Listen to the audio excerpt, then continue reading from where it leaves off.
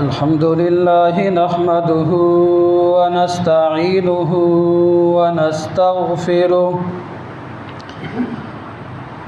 ونستغفره ونؤمن به ونتوكل عليه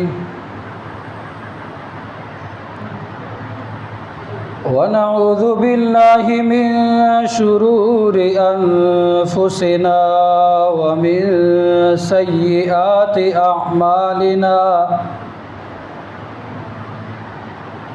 من يهده الله فلا مضل له ومن يضلله فلا هادي له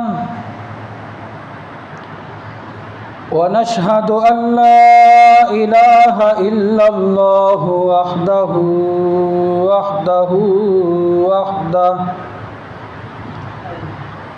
وحده لا شريك له ولا نظير له ولا مثل له ونشهد أن سيدنا وحبيبنا وشفيعنا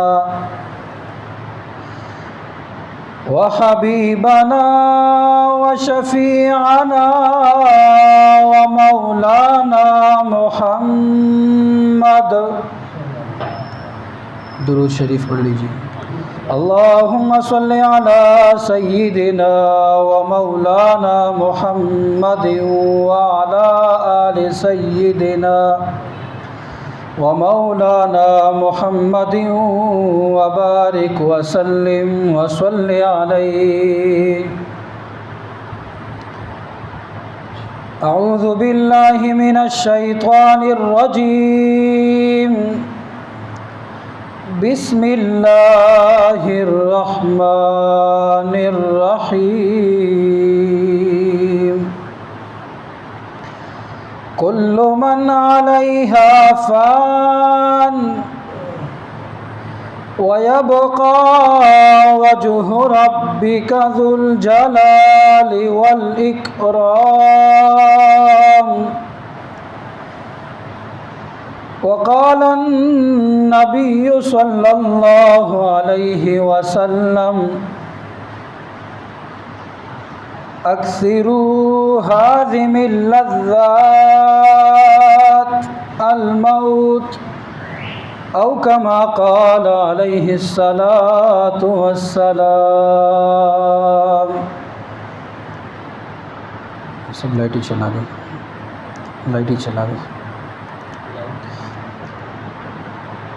واجب الاحترام قابل صد احترام بزرگوں، بھائیوں، دوستوں، آج میں آپ حضرات کے سامنے انسان کے تخلیق کا مقصد چونکہ عبادت ہے اور عبادت کرنے کا بنیادی اہم مقصد اللہ کی رضا حاصل کرنا ہے، اور اللہ کی رضا جنت انسان کو اس وقت حاصل ہوگی جب انسان کے اوپر موت آ جائے، کیونکہ اصل زندگی کون سی زندگی ہے؟ آخرت کی زندگی ہے. تو واضح رہے کہ جس شخص کا حقیقی اصل ٹھکانہ وہ آخرت ہے، جس شخص کی آرام کی جگہ قبر ہے، جس کی انسیت کے لوگ کیڑے مکوڑے اور جس کے جلیس منکر نکیر ہو اور جس کے آخری آرامگاہ قبر ہو، تو اس کو کہاں کی فکر کرنی چاہیے؟ قبر کی فکر کرنی چاہیے.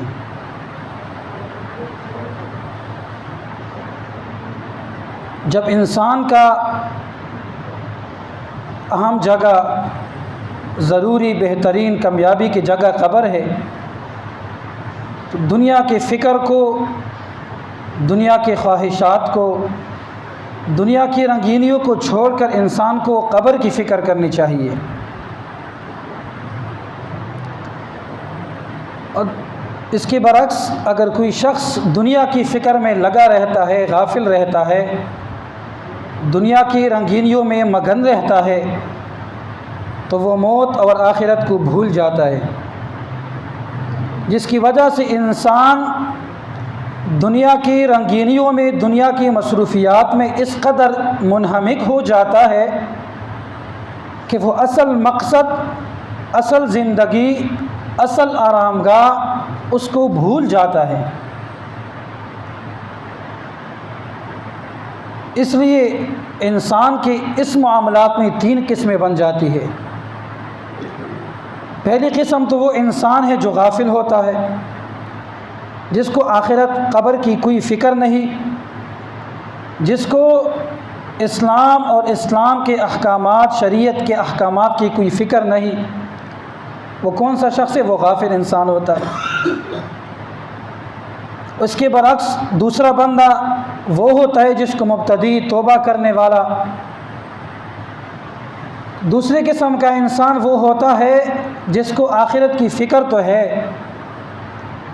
اور اس کو اللہ سے ملاقات کا یقین بھی ہے، لیکن اللہ سے ملاقات کے شوق کا اس کا انکار نہیں ہے، لیکن فی الحال وہ اس کے لیے تیار نہیں ہوتا۔ اس کے آج کل کے زمانے میں مثال کے طور پر ایک عاشق کو اپنے معشوق سے ملاقات کی خواہش تو رہتی ہے، لیکن وہ دیر اس وجہ سے کرتا ہے کہ جتنی دیر 1 سال کے بعد، مہینے کے بعد میری ملاقات ہونی ہے، میں اس مدت کو، اس وقت کو اپنی معشوقہ کی مرضی کے مطابق، خواہش کے مطابق اس کی تیاری میں صرف کروں۔ اس کو یہ یقین تو ہے کہ میں نے ملنا ہے، لیکن جلدی نہیں۔ اور دوسری قسم کا انسان، تیسری قسم کا انسان وہ ہے جس کو عارف باللہ کہتے ہیں۔ وہ کیا ہوتا ہے؟ جس کو پتہ ہے کہ میرا مقصد کیا ہے دنیا میں آنے کا، دنیا سے جانے کے بعد میں نے کہاں جانا ہے، اگر میں نے وہاں جانے تو وہاں کیا معاملات ہونے ہیں، میں نے کس کے پاس جانا ہے، اللہ کے پاس جانا ہے، تو اس کو اللہ کے ساتھ ملاقات کی یقین کے ساتھ ساتھ شوق بھی ہوتا ہے۔ اور جب انسان کو، عاشق کو اپنے معشوق سے ملنے کا شوق ہو تو کس قدر وہ جلدی میں ہوتا ہے۔ تو تیسری قسم کا انسان وہ جو عارف باللہ، تو عارف باللہ تیسری قسم کا انسان وہ زیادہ کامیاب ہوتا ہے۔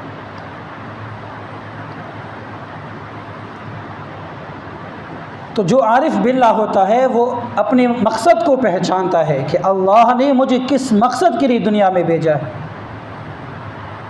یہ دنیا تو عارضی زندگی ہے، فانی زندگی ہے، اس نے تو فنا ہونا ہے۔ تو جو مقصد ہے دنیا میں آنے کا اس کو بھی وہ پہچانتا ہے۔ جب وہ پہچانتا ہے تو وہ اپنی مقصد میں اپنی زندگی کو گزارتا ہے، اپنی شب و روز اسی محنت میں، اسی کام میں لگاتا ہے۔ تو وہ کیا ہے؟ کون سا بندہ ہوتا ہے؟ عارف باللہ ہوتا ہے۔ تو چونکہ اس مقصد کے لیے انسان نے مرنا ہوتا ہے، موت آنی ضروری ہے،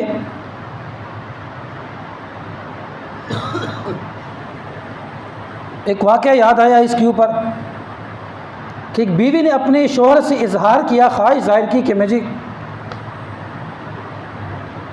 کسی آج گھمانے لے جاؤ، بہترین جگہ پہ لے جاؤ۔ تو اللہ والا بندہ تو اپنی بیوی کو قبرستان لے کر گیا۔ بیوی نے پوچھا کہ یہ کہاں مجھے لے کر آئے ہو؟ شوہر نے کہا پاگل کی بچی، یہاں پہ لوگ آنے کے لیے مرتے ہیں اور آپ ادھر آنے کے لیے خوش نہیں ہے۔ اصل زندگی کیا ہے؟ قبر کی زندگی ہے۔ واقعتاً وہاں جانے کے لیے انسان کو مرنا پڑتا ہے۔ خواہشات، اصل کی دنیا کی خواہشات کیا ہے؟ 2 دن کی زندگی پھر جانا ہے، 2 دن کے ذائقے ختم ہو جانے۔ آخرت کی زندگی ہمیشہ کی زندگی ہے، وہاں کی خواہشات ہمیشہ کی خواہشات ہے، وہاں کھانے پینے کے ذائقے ہمیشہ کے ذائقے ہیں۔ تو اس لیے نبی کریم صلی اللہ علیہ وسلم نے بار بار ارشاد فرمایا کہ اکثروا اذکروا ہاضم اللذات الموت، کہ یاد کرو، کثرت سے یاد کرو ان دنیا کی لذتوں کو توڑنے والی چیزوں کو۔ توڑنے والی چیز کیا ہے؟ وہ موت ہے۔ ایک جگہ پہ ارشاد فرمایا اذکر حازم اللذات الموت فإنہ یغفر الذنوب یمحو الذنوب، اس لیے کہ یہ گناہوں کو مٹا دیتا ہے. اس لیے کہ جب انسان موت کو یاد کرتا ہے تو گناہوں سے بچتا رہتا ہے اور دنیا سے بے رغبت کر دیتا ہے انسان کو. تو صحابہ کرام رضوان اللہ علیہم اجمعین بھی موت کو یاد کیا کرتے تھے، قبرستان جایا کرتے تھے. ہم اپنے عمر کے، اپنے زمانے کے، اپنے عزیز و اقارب میں سے جو لوگ جا چکے ان سے عبرت حاصل کریں کہ کیا ان کی شان و شوکت ہوتی تھی، کیا دکان، محلات، بلڈنگیں، گاڑیوں میں پھرنا، عیش و عشرت کے ساتھ پھرنا. آج کہاں ہے؟ 2 گز کی مٹی میں سو رہے ہیں.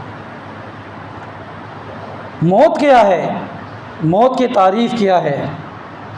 تو موت خود اپنے تعریف کرتی ہے کہ الموت انا الموت انا الموت انا الذی افرق بین البنات والامہات. میں وہ موت ہوں، میں موت ہوں، میں وہ موت ہوں جو تفریق ڈال دیتا ہے، جدائی ڈالتا ہے بیٹی اور ماں کے درمیان. انا الموت الذی افرق بین الزوج والزوجہ، میں وہ موت ہوں جو تفریق ڈالتا ہے، جدائی ڈالتا ہے بیوی اور شوہر کے درمیان. انا الموت الذی افرق بین کل حبیب، میں وہ موت ہوں، میں ہی وہ موت ہوں جو تفریق ڈال دیتا ہے، جدائی ڈال دیتا ہے، الگ کر دیتا ہے ہر محبوب چیز کے درمیان. انا الموت الذی اخرب الدیار والقصور، میں وہ موت ہوں جو مٹا دیتا ہوں، خراب کر دیتا ہوں، ملیا میٹ کر دیتا ہوں بلڈنگوں کو، محلات کو. انا الموت الذی اعمر القبور، میں وہ موت ہوں جو تعمیر کرواتا ہوں قبروں کو.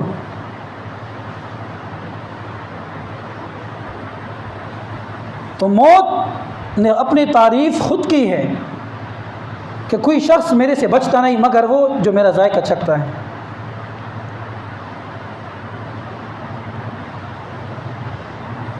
اگر کوئی انسان اس موت کے تعریف سے ہی متاثر ہو جائے تو اس کے سامنے دنیا کے شان و شوکت، دبدبے، گاڑیاں، بلڈنگیں، محلات، پیسے، دولت، لالچ، ہرس، دنیا کی رنگینیاں، زیب و زینت، ساری چیز تہس نہس ہو جائے، ختم ہو جائے، بشرطے کہ اس کے سامنے اس موت کی حقیقت ہو.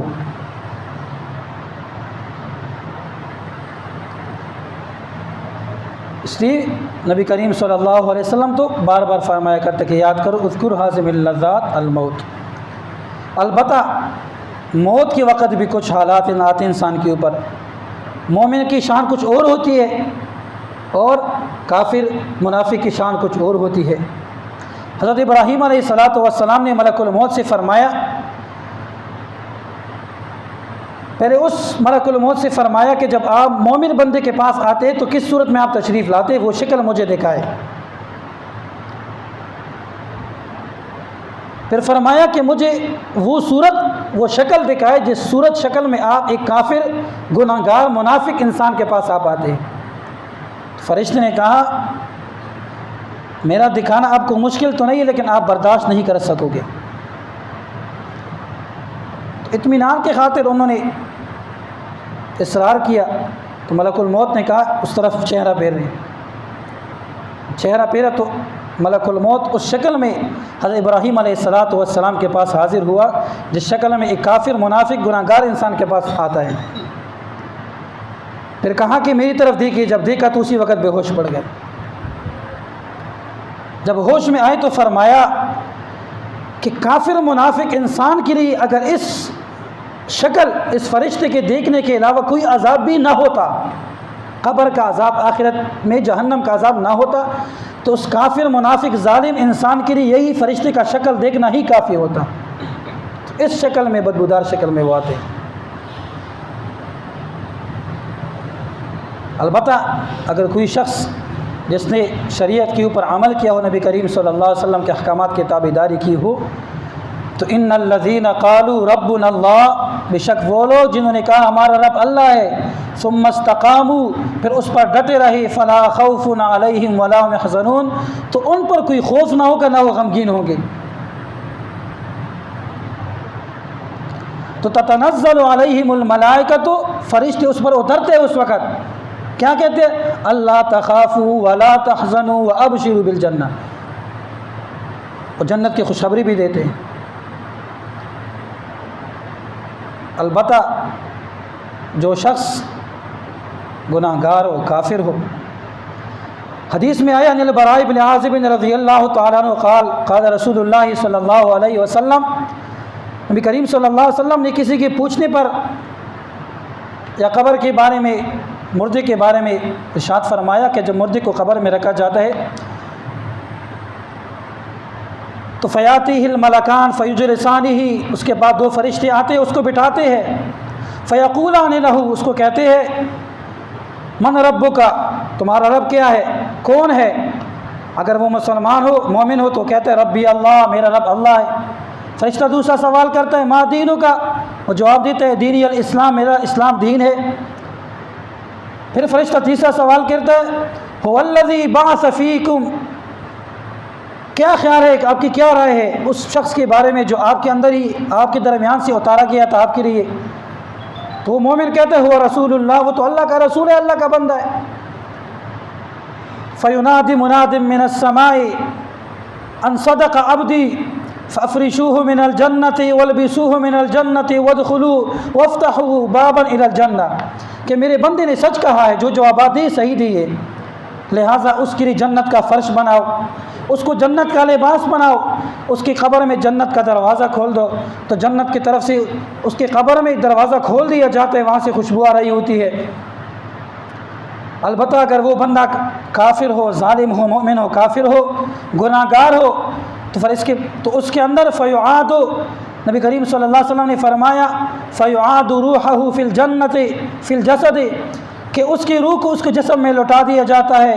فیاتیہ الملکان، اس کے پاس فرشتے آتے ہیں، فیقول لہ، اس سے کہتے ہیں فیقول لہ من ربک، آپ کا رب کون ہے؟ وہ کافر بندہ کہتے ہیں فیقول ہاں لا ادری، مجھے نہیں پتہ، مجھے خبر نہیں کہ میرا رب کون ہے۔ فرشتے پھر سوال کرتے ہیں ما دینک، تمہارا دین کیا ہے؟ فیقول، وہ کافر بندہ، گناہ گار بندہ کہے گا ہاں لا ادری، مجھے معلوم نہیں کہ میرا رب کون ہے، میرا دین کون ہے۔ پھر وہ پوچھتے ہیں تمہارا رسول کون ہے؟ وہ کہتے ہیں ہمیں نہیں پتہ۔ پھر وہ پوچھتے ہیں کہ تم نے لوگوں سے نہیں سنا تھا اس کے بارے میں لوگ کیا کہتے ہیں؟ وہ کہیں گے ہمیں نہیں پتہ۔ جب نہیں پتہ تو ینادی مناد من السماء، اللہ کی طرف سے آسمان سے ایک منادی ندا دینے والا اذان دے گا، آواز کا اعلان کرے گا ان کذب عبدی، میرے بندے نے جھوٹ بولا ہے، فافرشوہ من الجہنم، کہ اس کو والبسوہ من الجہنم وافتحوا بابا الی النار، اس کو کیا کہو، اس کو جہنم کا فرش بناؤ، اس کو جہنم کا لباس بناؤ، اس کے لیے دروازہ کھولو جہنم کا۔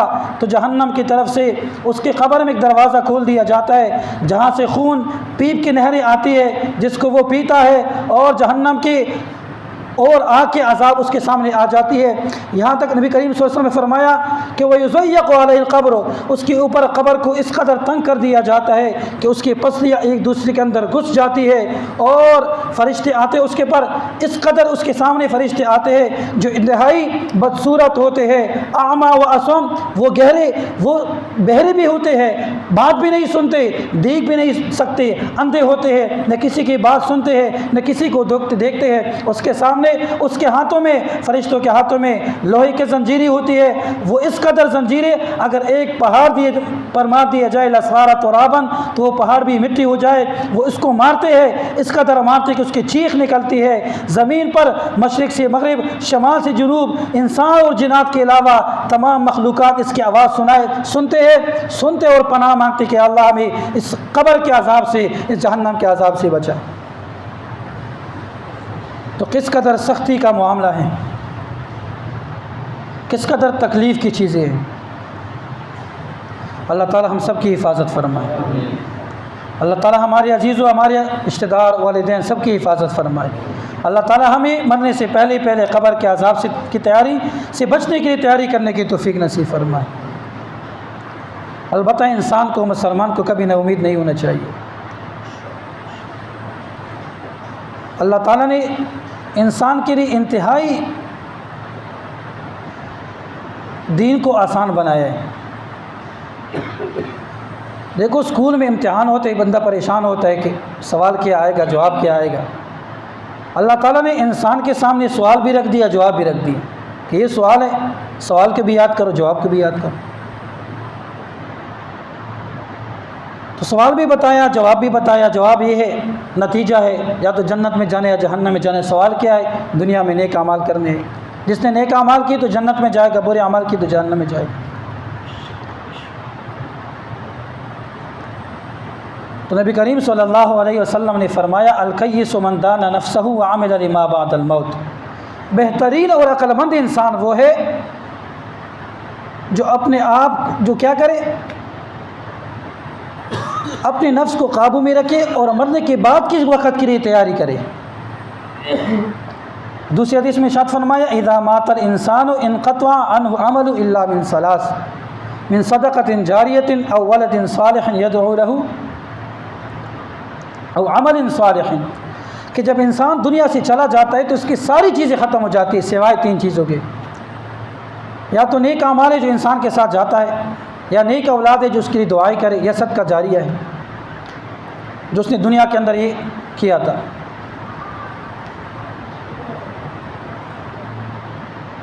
بخاری شریف کے اندر ایک اور روایت ہے، مختصراً میں آپ کو سناتا ہوں کہ تین آدمی سفر پر جا رہے تھے، تین دوست تھے۔ جاتے وقت بارش شروع ہوئی، پہاڑ کے غار میں انہوں نے پناہ لی۔ جب پہاڑ کی غار میں پناہ لی تو عالم اسباب سے تو وہ ختم ہو گئے، منقطع ہو گئے، کوئی بندہ نہیں تھا کہ یعنی اس غار کے اوپر بارش کی وجہ سے ایک چٹان آ گری، تو نکلنے کا راستہ جب بند ہو گیا تو ان کی جب نکلنے کا راستہ بند ہو گیا تو لوگوں کی طرف سے ان کی توجہ ہٹ گئی، اس لیے کہ کوئی تابع نہیں جو اس پتھر کو ہٹا سکے۔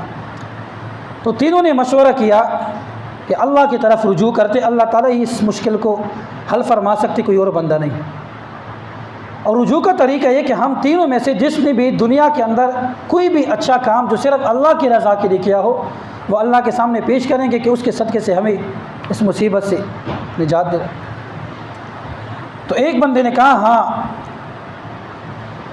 میں بکریاں چرایا کرتا تھا اور میرا معمول یہ تھا کہ جب میں رات کو آتا تو بکری سے دودھ نکالنے کے بعد دھونے کے بعد سب سے پہلے میں اپنے والدین کو دودھ پلاتا، پھر بچوں کو دودھ دیتا۔ ایک مرتبہ ایسا ہوا کہ میں کہیں دور نکل گیا، آتے وقت مجھے رات کو دیر ہو گئی، تو جب میں پہنچا تو میرے والدین دونوں سو چکے تھے۔ میں نے دودھ نکالا تو والدین کے سامنے گیا، وہ دونوں آرام فرما رہے تھے۔ میں پوری رات پیالہ لے کر دودھ کا کھڑا رہا، انتظار کرتا رہا، اور میں نے والدین کو نیند سے بیدار کرنا اٹھانا مناسب نہ سمجھا، اور میرے بچے میرے ساتھ روتے رہے، دودھ مانگتے رہے۔ میں نے کہا نہیں، میں ایسا کبھی نہیں کر سکتا کہ والدین سوئے رہے اور والدین سے پہلے میں بچوں کو دودھ پلاؤں۔ تو یا اللہ میں نے یہ کام صرف آپ کے لیے رضا کے لیے کیا تھا، کوئی اور مقصد نہیں تھا۔ اگر یہ عمل آپ کو میرا پسند آیا ہے تو اس کی برکت سے اس چٹان کو دور فرما۔ تو اللہ کی شان یہ تھی کہ تھوڑے سے چٹان ہٹ گئی۔ دوسرا بندہ آیا کہ اس نے کہا کہ میری ایک چچا زاد بہن تھی جو انتہائی خوبصورت تھی، مجھے اس سے بڑی محبت تھی۔ میں نے اس کو ورغلایا، اس سے میں نے خواہش ظاہر کی کہ مجھے اپنے نفس کو میرے قابو میں دے، میرے حاجت پوری فرما۔ تو اس نے مجھے ایک روایت میں 100، ایک روایت میں 120 دینار کی خواہش ظاہر کی کہ آپ مجھے کما کر دے دے، میں اپنے نفس آپ کے حوالے کر دوں گی۔ تو میں نے 1 سال تک مزدوری کر کے پیسے کمائے۔ پیسے کمانے کے بعد میں نے اس کو راضی کیا، میں نے اس کو پیسے دیے۔ جب عین وقت آیا، جب میں اس کے ٹانگوں کے درمیان بیٹھا تو اس نے مجھے کہا اتق اللہ، اللہ سے ڈریے، جو کام آپ کر رہے ہیں آپ کے لیے جائز نہیں ہے، اس مہر کو توڑنا نہیں، یہ کسی اور کی امانت ہے۔ تو میں اللہ سے ڈرا، میں نے توبہ کی، میں نے اس کو پیسے بھی دیے۔ اگر آج کے زمانے کا کوئی انسان ہوتا وہ کیا کہتا کہ میں نے پیسے دیے، میں نے 1 سال سے کمایا آپ کے لیے اور ابھی آپ مجھے ٹکھا رہی ہے۔ اس اللہ کا ڈر تھا، اس نے اللہ کا خوف کھایا، توبہ کر کے اس نے اس کام سے باز آیا۔ تو اس نے کہا یا اللہ یہ کام میں نے صرف آپ کے لیے رضا کے لیے کیا ہے، اگر آپ کو میرا یہ عمل پسند آیا تو اس کے برکت سے اس چٹان کو دور فرما۔ تو تیرے سے تھوڑا سا اور چٹان ہٹ گئی، البتہ نکلنے کا راستہ بھی نہیں تھا۔ تیسرا بندہ آیا، اس نے کہا یا اللہ میں نے مزدوروں کو مزدوری پر رکھا، جب کام ختم ہوا تو میں نے مزدوری دی لوگوں کو۔ ایک مزدور غصے ہو گیا کہ مزدوری میرے لیے کافی نہیں ہے، اگر زیادہ دینے تو دے دو، ورنہ میں نے جانا ہے۔ چونکہ میں نے اس کے ساتھ معاملہ طے کیا تھا وہ پیسوں کا، اس لیے میں اتنے پیسے اس کو دے رہا تھا۔ اس نے پیسے لینے سے انکار کر کے خود چلا گیا، پیسے میرے پاس چھوڑ دی۔ تو میں نے ان پیسوں سے اناج وغیرہ غلہ خرید کر اگایا، ان پیسوں سے میں نے جانور بکری بھیڑ اونٹ وغیرہ خریدے۔ بہت عرصے بعد وہ میرے پاس آیا پیسے مانگنے کے لیے، تو میں نے اس کو کہا کہ جتنے جانور اونٹ بکری آپ کو نظر آ رہے ہیں یہ آپ کے ہیں۔ اس نے مجھے کہا کہ میرے ساتھ مذاق نہ کر، میں پیسے مانگنے آیا ہوں، مزدوری مانگنے آیا ہوں۔ اس نے کہا کہ اللہ کی قسم یہ آپ کی مزدوری سے میں نے جانور خریدے، یہ اتنا مال بڑا، اللہ نے آپ کے مال میں برکت ڈالی، سارا کچھ آپ کا ہے، لہذا سارا کچھ لے جائے۔ وہ بندہ سارا کچھ لے گیا، ایک بکری ایک اونٹ بھی میرے لیے نہ چھوڑا۔ تو یا اللہ یہ عمل میں نے صرف آپ کے لیے رضا کے لیے کیا ہے، اگر میرا یہ عمل آپ کو پسند ہے تو اس کی برکت سے اس چٹان کو دور فرما۔ تو اللہ تعالیٰ نے تینوں کی دعا کو قبول فرمایا، اور وہ چٹان وہاں سے ہٹا کر تینوں وہاں سے نکل آئے۔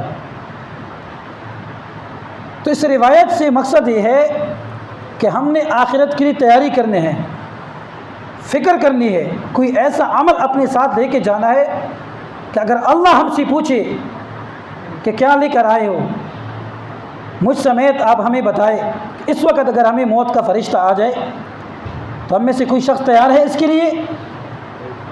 کوئی بھی تیار نہیں ہے۔ اگر فرشتہ ہم سے یہ سوال کرے کہ آپ نے اتنے زمانے میں اتنی عمر میں کون سا کام اللہ کی رضا کے لیے کیا ہے کہ آپ کو یہ یقین ہو کہ اس عمل کی برکت سے آپ قبر کے عذاب سے بچ جائیں گے، جہنم کے عذاب سے بچ جائیں گے، کوئی ایسا عمل ہمارا ہے؟ ہرگز نہیں ہے۔ تو آخرت کی فکر کرنی ہے۔ آخرت کی فکر کیا کہ ہم جو بھی چھوٹا سے چھوٹا عمل کریں وہ اللہ کی رضا کے لیے کریں۔ یہ مسجد آپ کے سامنے، آپ کے کام سے، آپ کی محنت سے یہ تیار ہوئی ہے۔ مسجد تو تیار ہو گئی، اس میں آپ کے پیسے بھی جمع ہو گئے، البتہ آپ کی نیت، آپ کا اخلاص کس کو معلوم ہے؟ اللہ کو معلوم ہے۔ تو ہر کام کرنے سے پہلے انسان کیا کرے؟